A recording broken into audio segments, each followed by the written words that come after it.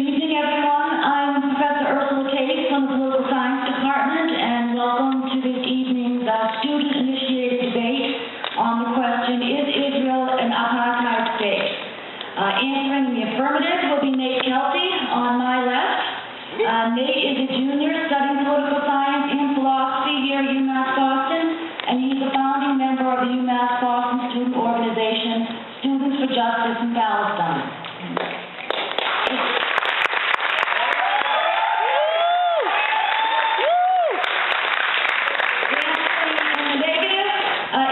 Karasik. He is a senior here at UMass Boston, and he is majoring in international management and minoring in international relations. Okay? He intends to go to law school and has spent time in Israel. Okay? I just want to again...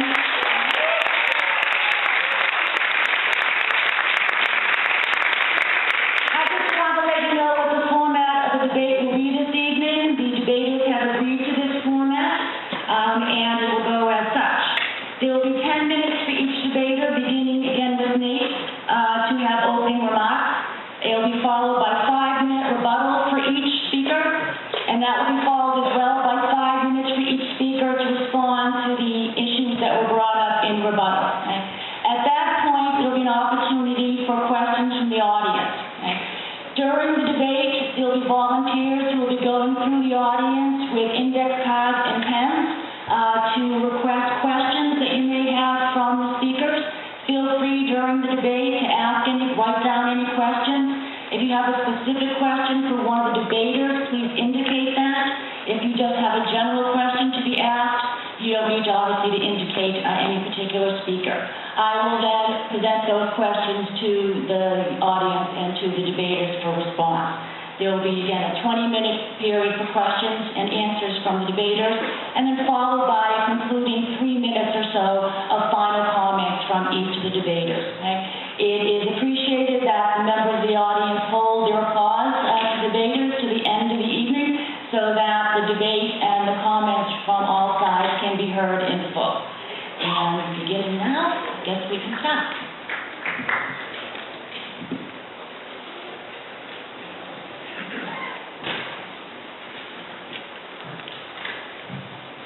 Good evening, I'm Nate Kelty, and I appreciate a lot you all being here. I hope you can hear me. Yeah? All right, cool. So apartheid. It's an Afrikaans word that means apartness or separateness, and it refers to the institutionalized system of oppression and domination that the white Afrikaner South Africans used against the black indigenous population in most of the 20th century. The crime of apartheid was so egregious, the instance of apartheid was so egregious that the United Nations saw fit in 2002 in the Rome Convention, which initiated the International Criminal Court to define the crime of apartheid as a crime against humanity. In the ICC and UN definition, basically the crime of apartheid describes an institutionalized regime of systematic oppression and domination and separation by one racial group over another, and the commission, in concert with the commission of other crimes against humanity for the purpose of maintaining this regime. It's that contention that I'm making against Israel, that is committing the crime of apartheid according to the United Nations. My first contention is that what you see here, this whole area, is one political unit. We're accustomed to thinking of it as Israel and Palestine, but in reality, this is one political unit which is inhabited by two national groups, the Jewish national group and the Palestinian national group. And one regime rules over all of them, which represents the Jewish national group. There are 3 reasons why I contend that Israel is an apartheid state. The first of these is that there is legal, economic, social, and political institutionalized discrimination against Palestinians who have Israeli citizenship.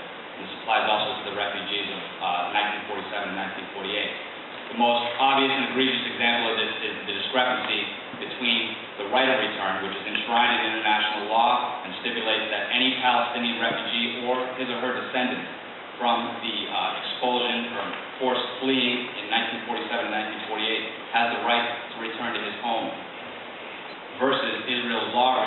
Now, Israel does not recognize the right of return. It does, however, recognize the law of return, which stipulates that any Jew anywhere in the world at any time can become a citizen of Israel. So members of the Palestinian national group are excluded from becoming citizens of the state, while Jews anywhere in the world that have never set foot there can. The second reason I contend Israel is an apartheid state is because of the system of oppression applied to the West Bank and Gaza Strip. Now, what goes on here is that you have the members of the Palestinian national group that live in the West Bank and Gaza are under Israeli military rule, but Jewish nationals who live in the West Bank are not under Israeli military rule, they're under Israeli civil law. So you have two separate systems of law here for two different ethnicities. Now, what that means for Palestinians is that it involves basically dispossession through settlements, which you'll see here over on the right. All these blue blocks, all these light blue blocks and the triangles are settlements.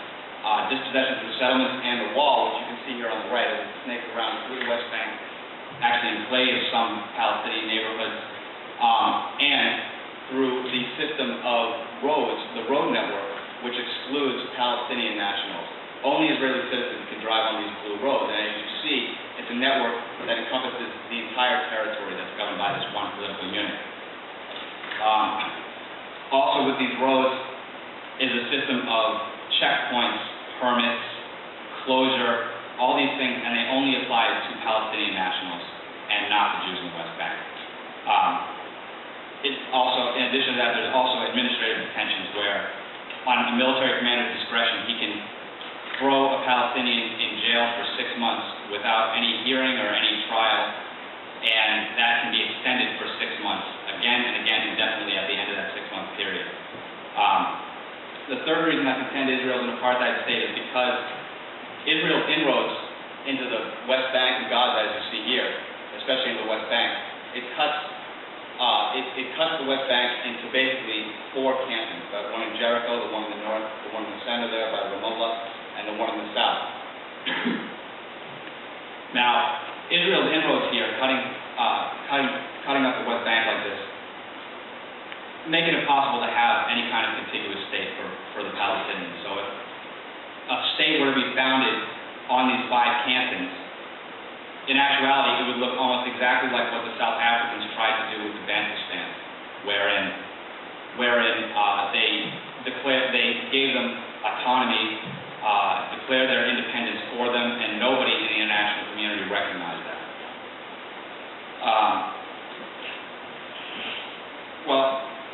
I'd like to go into more of these the legal discrimination against Palestinian citizens of Israel. There's another law called the Citizenship and Entry into Israel law, which basically any Palestinian citizen of Israel can marry anybody except a Palestinian from the West Bank and Gaza. Well, they can marry them, but what happens is that the person that they marry can't get citizenship in Israel, and this obviously is not applied to the Jewish national group. In addition to that, there's also something called the admissions committees, which just got approved through the Israeli Knesset, wherein any village that has 500 or less people, and this describes 70% of the villages in Israel proper, they have a committee to decide who can and who cannot have a home in. And on all these committees is at least one senior official from either the Jewish Agency or the World Zionist Organization. World Zionist Organization, which are non-state organizations whose sole purpose is basically to ensure that Israel has a Jewish majority. There's the absentee property law, which is applied, especially in the Galilee in the north. I can't see it on this map. The Galilee in the north and West Bank, and the Geb Desert in the south, and it's being used in the white area in the West Bank here, basically to take homes away from Palestinians. Then they use demolition orders to demolish them and dispossess them and displace them. In the West Bank, the Israelis discriminate with building permits, where 94% of the building permits that were applied for by Palestinians in that white area I was talking about get denied. So Palestinians can't build there, but members of the Jewish national group can. Ultimately, Israeli apartheid more than meets the definition set out by the United Nations. Oh, I'm sorry. You can see this is one of the separate roads.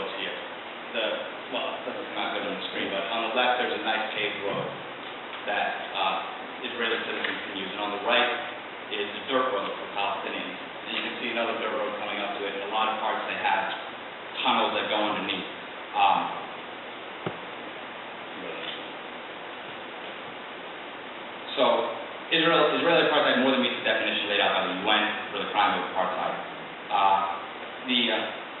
Israel's system is an institutionalized regime of oppression, domination, subjugation, and separation that is propped up by legal means, by military force, and, as we've seen so often, by the use of other crimes against humanity, like in the massacre we saw in Gaza 2 years ago. So that's the definition set out by the UN.